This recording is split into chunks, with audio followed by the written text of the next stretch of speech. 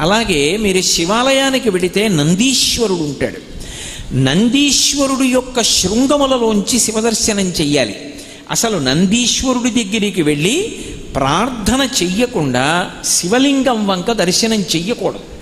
నంది దగ్గరికి వెళ్ళి మొట్టమొదట ప్రార్థన చెయ్యాలి. ఏమని అంటే, నందీశ్వర నమస్తుభ్యం సాంబానంద ప్రదాయక మహాదేవస్య సేవార్థం ఆజ్ఞాం దాతుమర్హసి అని అడగాలి. అనుజ్ఞాం దాతుమర్హసి. నందీశ్వర నమస్తుభ్యం. నమస్తుభ్యం అంటే రెండు చేతులు కైమోడ్చి ఇలా శిరసు ఉంచి నమస్కరించాలి. నమస్కరించి, ఓ నందీశ్వర నీకు నమస్కరిస్తున్నాను. ఎవరు నువ్వు? సాంబానంద ప్రదాయక. సా అంబ ఆనంద ప్రదాయక. అమ్మతో కలిసి ఉన్నటువంటి శివుని యొక్క